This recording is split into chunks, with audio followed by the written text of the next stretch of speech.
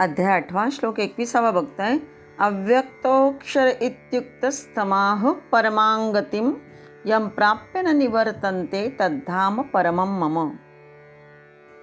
अव्यक्तः अक्षरः इति उक्तः तम आहुः. संधी आहे आणि खालच्या ओळीत तत् अधिक धाम. त्याला अव्यक्त अक्षर असं म्हटलं गेलं आहे आणि त्यालाच परमगती असंही म्हटलं गेलं आहे. कशाला? तर यम प्राप्य न निवर्तन्ते, ज्याला प्राप्त झाल्यानंतर हा जो जीव आहे हा पुन्हा न निवर्तन्ते म्हणजे पुन्हा संसारात येत नाही. आणि तत् मम परमं धाम, तेच माझं परमधाम आहे असं भगवंत सांगतात आहे. सगळ्या गीतेची शिकवण या एका श्लोकात संकलित केलेली पाहिजे असेल तर हा श्लोक पाहावा. इथे भगवंताने जणू आपला ॲड्रेस दिला आहे. मानवाने जावे असं श्रेष्ठतम स्थान, त्यालाच अव्यक्त अक्षर असंही म्हटलं आहे आणि त्यालाच परमगती असं म्हटलं जातं. ते स्थान प्राप्त झाल्यानंतर तेथून माघारे वळणे घडत नाही, म्हणूनही त्याला परमगती असं म्हटलेलं आहे. असं जे हे अव्यक्त अक्षरतत्व तेच माझं धाम आहे, तेच माझं घर आहे असं भगवंत सांगतात आहे. परमधाम असे असले पाहिजे की जे अखंड एकरस एकरूप आणि एका स्थितीत नेहमी असेल. तेच विश्वासयोग्य निवासस्थान होईल. म्हणून भगवंत म्हणतात ते की यम प्राप्य, जे प्राप्त केल्यानंतर न निवर्तन्ते, तिथून या दुःखालय अशाश्वत अशा पुनर्जन्माला प्राप्त होत नाही, कोणीही परत येत नाही संसारामध्ये, हे आश्वासन जणू देतात आहेत. मानवी मनाची नैसर्गिक प्रवृत्ती कशी असते? बंधनातून सुटणं. बंधनात पडणं ही नैसर्गिक प्रवृत्ती नाही. उदाहरणार्थ, जनावराला देखील बांधून ठेवले असताना बांधणाऱ्या दाव्याला जितका ताण देता येईल तितका ताण देऊन ते जनावर फिरत राहील व त्या ताणाचा परिणाम केव्हा तरी ते दावे तुटण्यात होईल, पक्के होण्याकडे होत नाही. पुन्हा पुन्हा फिरून त्याला ताण देऊन ते दावं तोडण्याचा ते प्रयत्न करत असतं. याचाच अर्थ असा की कर्मविपाकाने आपणास ज्या मर्यादा घालून दिल्या आहेत त्या मर्यादा ओलांडण्याची, म्हणजे ज्या परिस्थितीमध्ये आपण जन्मलो त्याहून वरच्या कोटीत जाण्याची धडपड प्रत्येक प्राणी मात्राची असायला हवी. जसे एखाद्याने चोरी केल्यास न्यायाधीश त्याला 1 वर्षाची सक्त मजुरीची शिक्षा देतो. ती शिक्षा भोगणे हा कर्मविपाक होय, पण तो अटळ आहे. इथे न्यायाधीशाचा अधिकार संपला. आता कैद्याने शिक्षा शांतपणे कामचुकारपणा न करता शिक्षा भोगली तर कैदेमध्ये त्याच्या सूट होऊ शकते. वर्षभराची जर दिली असेल शिक्षा तर आधीच त्याची सुटका होऊ शकते. म्हणजे लवकर सुटका करून घेण्याचा मार्ग त्याला मोकळा आहे जर चांगला वागला तर. अन्यथा शिक्षा त्याची पुन्हा दुप्पट होऊ शकते. कित्येकांची अशी समजूत असते की मनुष्य जन्माला येतो त्याबरोबर त्याच्या भावी आयुष्यात तो काय काय करणार, कोणते सुखदुःख भोगणार, कसं भोगणार हे सगळं ठरलेलंच असतं. ईश्वरी इच्छेशिवाय झाडाचं पानही तर हलत नाही हो. मग माणसाच्या हालचाली ईश्वरी इच्छेनेच होतात. अशी धारणा करणं म्हणजे मग प्रारब्धवादाचा अतिरेक आहे किंवा हा दुबळा दैववाद पण आहे. ही कल्पना चुकीची आहे. ईश्वरी योजना स्वतःच्या पापपुण्याचा हिशोब स्वतःच्या अंतःकरणातच असतो. खरं तर परावलंबी नसून आपण स्वयंपूर्ण असतो. तदनुरूप भावी जन्मात मनुष्य स्वतःच्या इच्छेनुरूप आपल्या संचितासह जातो आणि या संचितामध्ये त्यापुढे चांगली भर टाकायची का सगळं भांडवल गमावून दिवाळं काढायचं हे या जन्मात अद्याप ठरवायचं आहे. आणि त्या बाबतीत जीवात्म्याला आत्मस्वातंत्र्य आहे. जन्माला आला त्या काळच्या देशकाल परिस्थितीने मर्यादित जरी असले तरी त्या मर्यादा म्हणजे परावलंबन नव्हे किंवा गुलामगिरी नाही. जसं हुतुतीच्या पाठीमध्ये गडी खेळायला शिरलात की त्यांनी त्या पाटीच्या बाहेर जाऊ नये इत्यादी मर्यादा येणारच. पण याचा अर्थ असा नव्हे की त्या पाटीत अमक्या बाजूनी जाऊ नये, तमक्या बाजूनी जाऊ नये, अथवा अमक्याच गड्याला मारावे किंवा तमक्या गड्याला मारू नये, हा अर्थ नाही. तर आपलं कौशल्य दाखवून उत्तम खेळण्याची पूर्ण मुभा असते त्याला. म्हणजेच ज्याला कधी या उच्च जीवनाची, प्रगतीची, संस्कृतीची जाणीव झालीच नाही, अशांकरता तत्त्वज्ञानाचा विषय नाही हे उघड आहे. पण ज्याला परमधामाची ओढ आहे त्यांच्यासाठी अर्जुनाला निमित्त करून भगवंत म्हणतात आहे की आपलं मन, बुद्धी माझ्या स्वरूपाकडे सतत लावून मतपरायण हो. सगळा भार माझ्यावर टाकून माझ्याखेरीज इतर कशाचंही चिंतन करू नको आणि जी जी कर्म करशील ती सगळे मतप्रित्यर्थच कर. जो जीव अव्यक्त, अक्षर अशा परमतत्वाला जाणतो तो मलाच येऊन मिळतो. तीच परमगती आहे आणि तेच माझं धाम आहे. तेथून जीव पुन्हा परत संसारात येत नाही.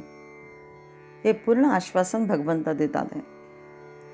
यम प्राप्य न निवर्तन्ते तद्धाम परमम मम. पुढील श्लोकामध्ये त्याच्या अनन्य भक्तीबद्दल आता सांगतात आहे. तो श्लोक पुढे बघू. अध्याय 8 श्लोक 22 बघतोय. पुरुषस्य परपार्थ भक्त्या लभ्यस्वनन्यया यस्यांतस्थानि भूतानि येन सर्वमिदं ततम्.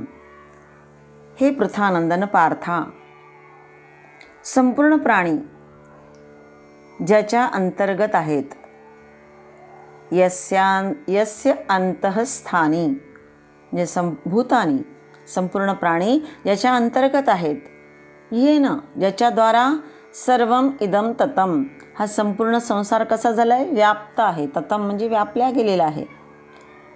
सह परः तो परमपुरुष, सह परः पुरुषः तो परमपुरुष परमात्मा कसा, तर भक्त्या अनन्या भक्त्या अनन्य भक्तीने लभ्य प्राप्त होण्यायोग्य आहे. लभ्याचा अर्थ आहे होण्यायोग्य, प्राप्त करण्यायोग्य. कशाने, तर अनन्यया भक्त्या अनन्य भक्तीने. सर्व सृष्टीचं कारण असणाऱ्या या अव्यक्त पुरुष परमेश्वराला अनन्य भक्तीने जाणावायचे असते. म्हणजे काय, तर परमेश्वर भक्तीने आकळतो असं सर्व साधू संत तत्ववेत्ते मोठ्या कंठरवाने सांगत असतात की परमेश्वर भक्तीनेच आपल्याला समजतो, कळतो, आकळतो. गीता ही येथे तेच सांगते. पण त्या परमेश्वराच्या साक्षात्काराचं साधन भक्ती हे सांगताना अनन्य हे विशेषण भक्तीला मुद्दाम दिलेलं आहे. ईश्वर भक्तीचा अर्थ पुष्कळ वेळा भजन, पूजन, अर्चन, तीर्थाटन, जप, जाप्य, प्रार्थना, पंढरीसारख्या एखाद्या क्षेत्राची नियमित वारी वगैरे साधना असा केला जातो. अर्थात ज्याने त्याने आपापल्या भावनेप्रमाणे ही भगवत भक्ती करावी. पण भक्तियोग म्हणजे खऱ्या अकृत्रिम भावाने भगवंताचे अनुसंधान, अत्युत्कट भगवत प्रेमाचा क्षणभराचा दिव्योन्मादही आपल्याला कायमचं मुक्त करू शकतो. परंतु भगवत भक्तीमध्ये शुद्ध प्रेमाचा झरा सतत वाहता असावा. नारदांनी आपल्या भक्तिसूत्रामध्ये म्हटलं आहे की भक्ती म्हणजे भगवंताविषयी गाढ प्रेम. अशी भक्ती असेल तर माणूस सर्वांवर प्रेम करतो. तो मग कुणाची घृणा बाळगत नाही, तो कायमचा तृप्त होऊन जातो. म्हणून भक्ती ही कर्म, ज्ञान आणि योग या तिन्हीपेक्षा श्रेष्ठ आहे. कारण या तिन्हींनी एखादं फल प्राप्त करून घ्यायचे असते, तर भक्ती स्वतः फलस्वरूप आहे, स्वतःच फलस्वरूप आहे. भक्तीचे साधनही भक्तीच आणि भक्तीचे साध्यही भक्तीच. सा तो कर्मज्ञान योगेभ्यः अपि अधिकतरा. सा तो कर्मज्ञान योगेभ्यः अपि अधिकतरा असं नारद भक्तिसूत्रात म्हणून म्हटलेलं आहे. त्या सगळ्याहून भक्ती, कर्म, ज्ञान आणि योग याहूनही भक्ती श्रेष्ठ आहे. भक्तीचा एक मोठा गुण हा आहे की आपल्या जीवनाचं चरमलक्ष्य जो ईश्वर आहे त्याच्या प्राप्तीचा तो अगदी सरळ, सोपा आणि अत्यंत स्वाभाविक मार्ग आहे. पण त्याचबरोबर तिच्या ठायी एक मोठा दुर्गुणही वसत असतो. आणि तो हा की खालच्या पातळीवरील अपरिपक्व भक्तीला पुष्कळदा स्वमतांधतेचे कट्टरपणाचं ओंगळ हिडीस रूप प्राप्त होत असतं. कोणत्याही धर्मातील मेळ्यात बहुतेक ह्या खालच्या पातळीवरील भक्तांचाच भरणा अधिक आढळून येतो. स्वतःला भक्त म्हणवतात, पण कट्टरता, स्वमतांधता हे जास्त बघायला मिळतं. स्वतःच्या इष्टदेवतेवर निष्ठा असल्याखेरीज तिच्याविषयी खरे खरे प्रेम उपजूच शकत नाही, हे खरं आहे. पण हीच निष्ठा माणसांना इतर मतांना, पंथांना हीन लेखून हेटाळणी करण्यास प्रवृत्त करीत असते. प्रसंगी अघोरी कृत्यसुद्धा करायला कचरत नाही. ही गौणी भक्ती आहे.